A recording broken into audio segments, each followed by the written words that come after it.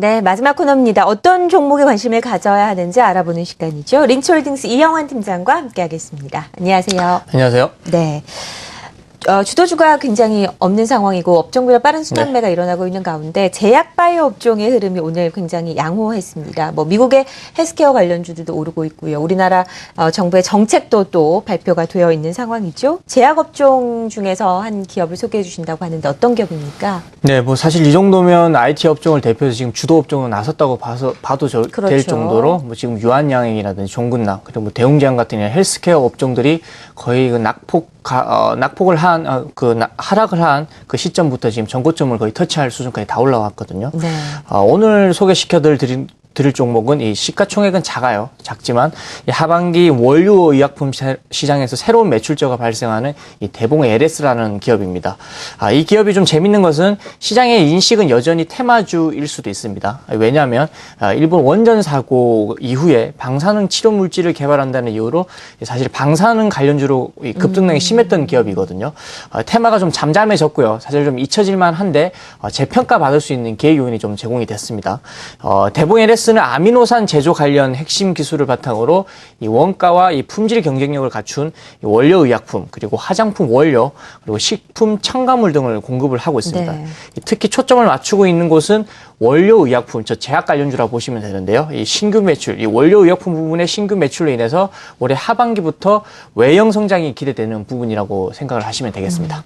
원료 의약품이라는 것은 약을 만드는 재료를 이제 또 만드는 그런 회사라고 할 수 그렇죠. 있겠죠. 네. 코롱 생명과학이나 화일약품이 이 약의 원료 의약품을 만드는 것으로 일단 유명한데 네. 이 대봉 LS의 경쟁력은 어느 정도인지 일단 궁금한데요. 네, 일단 경쟁력을 좀 알고자 한다면 네. 이 원료 의약품 시장에서 경쟁력은 약이 만들어지는 과정을 먼저 이해해야만 설명을 할 수가 있습니다. 우리가 흔히 먹는 약은 이 API라는 원료 의약품으로 약을 제조하고 이 캡슐이나 알약 형태로 제형을 만들어서 시중에 판매가 됩니다.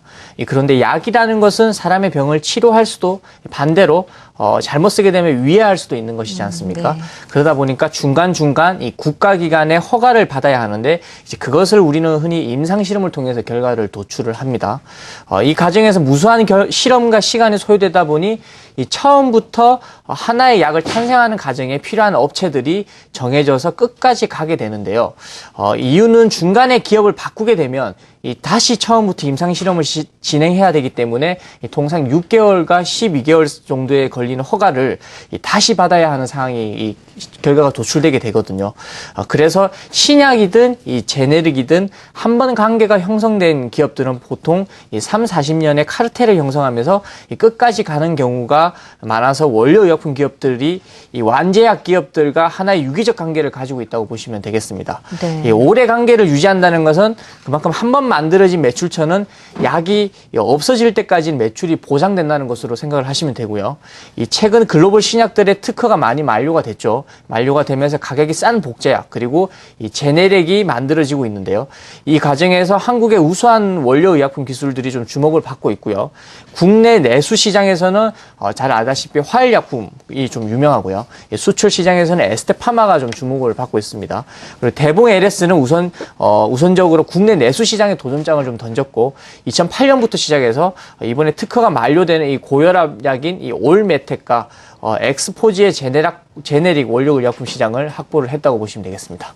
고혈압 신약의 복제약을 원료를 공급하기로 그렇죠. 결정을 했다라는 네. 건데 이 부분의 시장 규모가 어느 정도 됩니까? 우선 올해 4월 특허가 먼저 만료된 이 엑스포지의 2012년도 매출 규모는 약 800억 정도가 됩니다. 어마어마한 규모죠. 오는 이제 9월 15일 특허가 만료되는 올메텍도 약 800억 정도의 시장 규모를 가지고 있습니다. 국내에서만 800억이라고 생각을 하시면 되고요. 이 고혈압 약은 평생 약을 먹어야 하는 병이다 보니 시장 규모가 꽤 큰 편이고요. 먼저 특허가 끝난 엑스포지의 경우 현재 제네릭 완제품의 초도 물량이 나간 상태고요. 초도 물량으로 만든 고혈압 제네릭 제품에 대한 식약청 허가가 9월에 나올 예정입니다. 그 시점으로 본격적인 매출 증가가 예상되고 이 발사르탄이라는 그 엑스포지의 그 원료 의약품인 동화약품 향이 가장 많습니다. 그리고 이제 9월 15일에 특허가 만료되는 이 블록버스터급 이 올메텍 역시 이 제네릭 완제품의 초도 물량이 출하되는 상태고요. 주력 완제 회사는 아직 컨택 중입니다. 네. 그러나 역시 제네릭으로 만든 다음에 식약청 허가를 기다리면 되겠습니다. 둘 다 고혈압 제네릭 완제품에 대한 원료 의약품을 공급하는 것이고 이 비중은 좀 더 빨리 식약청 허가가 떨어지는 엑스포지 쪽이 더 많다고 보시면 되겠습니다. 올메텍과 엑스포지 제네렉 부분의 규모에 대해서 일단은 알아봤고요. 네. 그렇게 되면 두 가지 제품으로 네. 인해서 이 복제품 원료 의약품을 제공함으로써 나타나게 되는 매출의 신장 규모는 어느 정도 됩니까? 네, 보통 이 고혈압 제네릭 원료 의약품의 마진은 10%가 훨씬 넘습니다. 네. 좋게 볼 때는 25%에서 30%까지 보는 것도 있는데요. 굉장히 높은데요. 그렇죠. 예. 예를 들어 고혈압 제네릭 제품이 1,000억에 팔린다면 이 당사의 원료 의약품 매출은 100억에서 150억 정도가 나온다고 보시면 됩니다. 회사에서 두 제품의 매출 기대치는 하반기부터 매출 50억 정도를 예상을 하고 있고요. 내년에는 80억에서 100억 정도의 매출을 기대를 합니다. 이 두 품목만으로 매출 20% 정도가 상승 가능하다고 보시면 되는데요.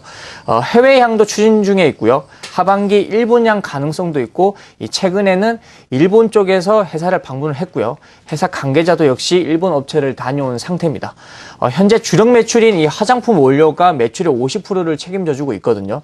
이 성장은 원료 의약품이 주도하는 그림을 그리시면 되겠고 매년 20%씩 증가하면서 외형 성장과 이 마진율이 동시에 올라가기 때문에 이 동종업체 대비해서 충분한 프리미엄을 줄 수 있다고 보고 있습니다.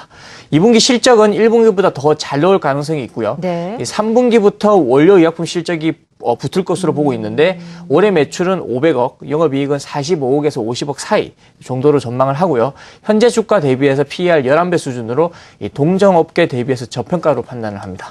대봉LS 현재 주력 매출은 화장품 원료 부분이고 이제 3분기부터 이 복제약 원료 의약품에 관련된 매출 규모가 잡힌다라고 말씀을 하신 겁니다. 네, 그렇습니다. 매매 포인트 한번 짚어보도록 하겠습니다. 차트를 보면서 이야기해 볼까요? 네, 차트 좀 보시도록 하겠습니다. 차트를 보시게 되면 지난 금요일 날 이 장대 양봉을 좀 뽑으면서 아주 그림을 이쁘게 만들어 놨었는데요. 네. 금요일 기간에서 4만 주의 신규 매수가 들어왔습니다. 네. 투신권을 비롯한 사모펀드권에서 4만 주가 들어왔는데 오늘 증권사 리포트가 나왔더라고요. 증권사 리포트가 수급에 좀 불을 지핀 것으로 판단을 하고요. 평소 거래량이 10만 주 미만일 때가 많기 때문에 좀 매매하기가 좀 까다롭습니다. 매수가는 4,800원 언더로 좀 제시를 하도록 하겠고요. 이 전고점이 6,000원을 목표가로 제시를 하고요. 손절가는 4,500원으로 제시하도록 하겠습니다. 네. 대봉LS 의약품 원료 제조업체를 확인을 해봤습니다. 매수가 4,800원, 목표가 6,000원을 제시를 했습니다. 지난주에 저희 인터플렉스 소개해 주셨습니다. 네. 좀 주가 하락이 있었어요. 네. 그 애플의 실적 발표를 또 앞두고 있는 상황인데 이 부분에서 어떻게 대응을 해야 되는지 리뷰를 좀 해주시죠. 네, 애플의 실적과 아무래도 좀 관련이 있다고 생각을 하고요. 우리 시각으로 수요일 오전이면 수요일 아침 시장이면 애플의 실적을 네, 확인이 가능할 맞습니다. 것 같습니다.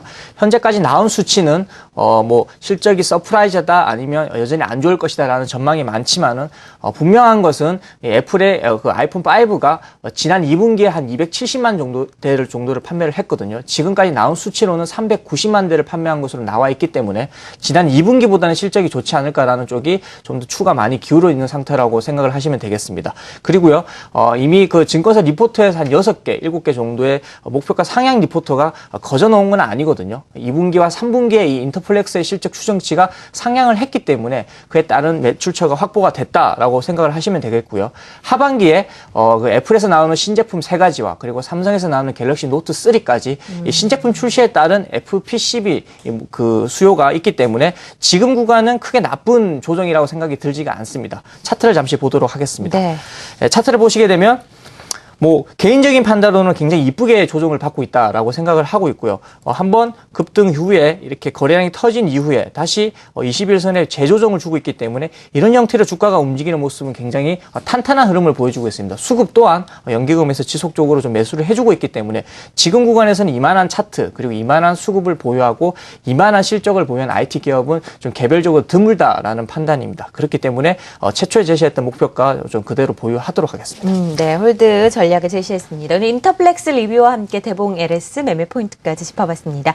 린치홀딩스 이영환 팀장이었습니다. 고맙습니다. 감사합니다.